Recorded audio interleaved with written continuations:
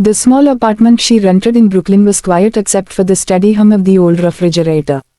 She moved carefully so she wouldn't wake her son, Mateo, who slept on the pull-out couch beside her bedroom door. His math workbook lay open on his chest, pencil still in his hand. She smiled softly. "Just like your father," she whispered. Elena dressed in the same dark sweater she wore every Sunday. It had tiny pills of fabric along the sleeves, but she kept it clean and folded neatly. Ritual mattered. Respect mattered. In the kitchen, she unwrapped the white lilies she had bought the night before from Mrs. Romano's corner flower shop. The scent was gentle but steady, not loud like roses, not wild like daisies. Daniel had loved lilies. She trimmed the stems at a careful angle, just as he once showed her when they were newly married and couldn't afford bouquets unless they were discounted at closing time. "Cut them slanted," he had said, laughing in their tiny first apartment. "They drink better that way. Flowers are like people. Give them the right opening, and they'll survive." She closed her eyes at the memory. 5 years. 5 years since the accident at the construction site in downtown Manhattan. 5 years since the call that had split her life into before and after. Elena placed the flowers gently into brown paper and stepped out into the early morning chill. The walk to the subway was brisk. The sky above Brooklyn still carried the faint violet of night surrendering to dawn. She passed the same closed laundromat, the same graffiti-painted corner wall, the same bakery that would soon fill the block with warm bread. Routine made the city smaller, manageable. On the subway, only a few passengers shared the car, ascending her shift, a student with headphones, a man in a reflective jacket heading to construction work. Elena looked at the jacket and felt the familiar ache, not sharp anymore, but deep and permanent. Like a scar under the skin. Daniel had worn jackets like that. Strong, bright, visible, but not visible enough, apparently. She pushed the thought away. Sunday was not for anger. When she reached Greenwood Cemetery, the gates stood open, silent and dignified against the pale sky. The grounds were still damp from overnight rain. The air smelled of earth and fallen leaves. The groundskeeper, Mr. Halpin, gave her a small nod from his booth. "Morning, Miss Morales." "Good morning." He never asked questions. That was another comfort. Some people try to fill grief with conversation. He respected silence. Elena followed the narrow stone pathway she could now walk with her eyes closed. Past the tall oak tree with the split trunk. Past the family mausoleum with cracked marble angels. Left at the small iron bench. And there it was, Daniel Harper, beloved husband and father. She knelt slowly, setting her bag beside her. First, she wiped the headstone with a clean cloth she brought every week. Even when it looked clean, she wiped it anyway. Care is not about necessity. It's about intention. "Hi," she said softly. The word felt fragile in the open air. "I brought lilies. Fresh ones. You always said they last longer." She arranged them carefully at the base of the stone, adjusting the stems until they looked balanced. For a moment, she simply looked at his name. She remembered the day they met, a summer block party in Queens. He had been terrible at dancing but fearless about trying. She had laughed until her sides hurt. He built buildings, she cleaned them, and they had been proud of that. Mateo scored 92 on his math test, she continued quietly. "He says he wants to build bridges like you." Her fingers traced the engraved letters of his name. "I told him bridges are strong because they carry weight." A breeze rustled through the trees, scattering a few yellow leaves around her knees. Elena stayed like that for nearly an hour, talking about ordinary things. The rent increase. The new supervisor at the office cleaning company. Mateo's loose tooth. Ordinary details kept Daniel close. She never spoke about the company. Not the rushed deadlines, not the faulty beam, not the letter Daniel had once mentioned writing to someone important. Anger had knocked at her door many nights in the first year. It had begged her to fight, to shout, to demand. But she had a 6-year-old who needed lunch money. So she chose habit instead. Wake up, work, care for Mateo. Sunday flowers. Habit didn't fix grief, but it kept it from swallowing her whole. As she adjusted the bouquet one last time, something caught her eye. Footprints. Fresh ones. The soil near Daniel's grave was soft from rain, and there were clear impressions of polished dress shoes. Not work boots, not sneakers, expensive shoes. Her brow furrowed. No one ever came here this early. Daniel's parents had passed years before. He had no siblings. Their friends had slowly drifted away after the funeral, unsure what to say to a widow with tired eyes. She scanned the surrounding paths. Empty. Perhaps she was imagining it. Still, a strange sensation settled in her chest, not fear, exactly. Awareness. She stood and brushed dirt from her knees. "I'll be back next week," she said, pressing her fingers to her lips and then to the cold stone. As she turned to leave, she didn't notice the figure standing behind the large oak tree 50 yards away. Jonathan Reed stood perfectly still, hands clasped behind his back. He had arrived 20 minutes earlier, driven by a restlessness he couldn't explain to his board of directors or his assistant. His black sedan was parked discreetly near the entrance. He had expected something different.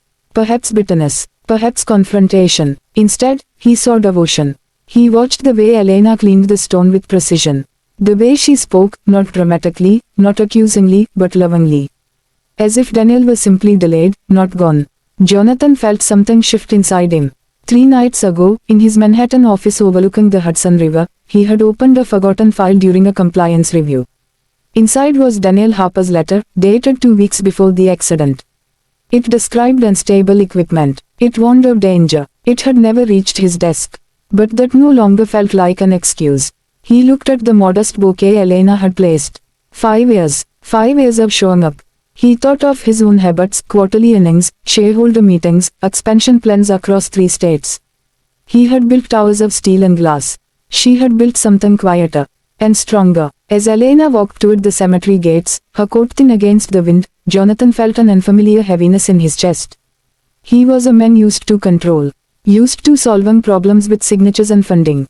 But this was different. This was not about money. This was about time. 5 years she had come. 5 years he had not known the name Daniel Harper. The CEO of one of the largest infrastructure firms in America stood among silent gravestones and realized something humbling. Success had made him powerful, but habit had made her unbreakable. Elena excited through the iron gates and disappeared into the waking city. Jonathan remained by the grave long after she left, staring at the lilies resting against the stone. The wind lifted slightly, brushing against his coat. For the first time in years, he removed his gloves and placed his bare hand against the engraved name. Daniel Harper. He whispered it aloud. And in that quiet cemetery in Brooklyn, a new habit began, not yet visible, not yet spoken, but forming. One that would soon change everything. Elena woke before sunrise again, same sweater, same careful trimming of white lilies, same gentle kiss on Mateo's forehead before leaving their apartment in Brooklyn. But this time, she felt it. Something was different. She couldn't explain why. When she entered Greenwood Cemetery, the air carried a crisp clarity after the rain. The grass shimmered with droplets like scattered glass. She walked her familiar path, past the oak tree, past the marble angels, until she saw him. A tall figure stood at Daniel's grave. Still, waiting. Her heart skipped. For a brief moment, fear rose in her throat. But then she noticed something unexpected. He was holding lilies. White lilies. Identical to hers. Jonathan Reed turned slowly as she approached. His face looked different from the composed executive mask he wore in boardrooms. Today, there was no assistant. No driver hovering nearby. No polished corporate confidence. Just a man. "I hoped you would come," he said quietly. Elena stopped a few feet away. "Why are you here?" she asked. Her voice wasn't angry, but it was steady. Jonathan glanced down at the headstone before meeting her eyes. "My name is Jonathan Reed." The name floated in the air. Elena searched her memory. "Nothing," he continued. "I'm the CEO of Harper or Reed Infrastructure." Her breath caught. The company. Daniel's company. The name she had trained herself not to cuss. Silence stretched between them. Birds rustled in the trees overhead. Jonathan stepped slightly aside, giving her space to approach the grave. She knelt, placing her lilies beside his. 2 bouquets now. 2 worlds meeting at the same stone. "I found a letter," Jonathan said, his voice low. Elena's hand froze. Daniel had mentioned writing one. "He warned us," Jonathan continued. "About unsafe beams. About rushed deadlines. About a collapse waiting to happen." Her throat tightened. "It never reached me. It was buried in files. Lost between approvals and budget reports." He swallowed hard. "And because of that, he died." The words didn't echo loudly. They sank, heavy. Elena closed her eyes for a moment. She had imagined this conversation 100 times in her early grief, imagined shouting, accusing, demanding answers. But 5 years had softened her fury into something else. Exhaustion. "Do you know," she said slowly, "what the hardest part was?" Jonathan shook his head. "Not the funeral, not the bills, not even raising Mateo alone." She stood now, facing him directly. "It was explaining to my son why his father didn't come home. and trying not to let him grow up hating the world. Jonathan's composure cracked. He was used to negotiations with billions. He was not used to standing in front of a widow who carried 5 years of quiet strength in her posture. I failed him, he said. And I failed you. Elena studied his face carefully. She expected defensiveness, excuses, corporate language. Instead, she saw something raw. Guilt. Why come now? She asked. Jonathan exhaled slowly. Because I couldn't sleep. Because I realized I built a company obsessed with deadlines and profits, but blind to the people holding the steel. He gestured toward Daniel's name. Your husband tried to protect his co-workers. He risked his job to write that letter. Elena's eyes shimmered. That sounded exactly like Daniel. Always thinking of others. Jonathan reached into his coat and pulled out a folder. We launched an internal investigation. Independent auditors. New national safety protocols. We're naming it the Daniel Harper Initiative. Elena blinked. What? Mandatory site inspections. Worker safety hotlines that bypass management. No project moves forward without clearance. And it will carry his name. The wind lifted gently, brushing against the lilies. He deserved to be heard, Jonathan said firmly. Even if it's 5 years late. Tears slid down Elena's cheeks, but they were different from the tears she had shed on lonely nights. These carried something lighter, recognition. And Matteo, Jonathan continued softly, I know this doesn't erase anything. But I want to establish a full education fund in Daniel's name. For your son, through college, no contracts, no publicity unless you allow it. Elena stared at him. You're done, TOS charity. Jonathan shook his head. This isn't charity, it's responsibility. Silence again, but this time, it wasn't heavy. It was transforming. Elena looked down at the 2 bouquets resting side by side. For 5 years, she said quietly, I came here every Sunday so I wouldn't break. Routine saved me. Loving him saved me. She looked up at Jonathan.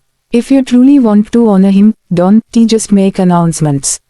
Show up. Jonathan nodded immediately. I will. Not once, she added. Not for cameras. Show up consistently. Change the culture. Protect the next Daniel. Something shifted in his eyes, not the ambition of a CEO. But the resolve of a man who finally understood legacy. I promise, he said. Elena hesitated for a brief second, then did something neither of them expected.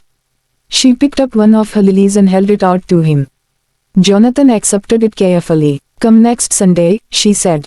Without titles. He nodded again, almost like a student being given instruction. I'll be here. As they stood beside Daniel's grave, the billionaire executive and the cleaning woman, the difference between them seemed smaller. Because grief does not measure bank accounts. And love does not recognize status. Jonathan extended his hand. After a moment, Elena shook it. Not as a subordinate, not as a victim, but as an equal. When she walked away that morning, her steps felt lighter. For the first time in 5 years, she wasn't the only one carrying Daniel's memory forward. And behind her, Jonathan Reed remained standing at the grave long after she disappeared through the iron gates. He looked at the name again. Daniel Harper, a worker, a husband, a father, a man whose habit of courage had finally awakened a company. Jonathan placed the single lily he held gently against the stone. Then he whispered something he had never said in his entire career.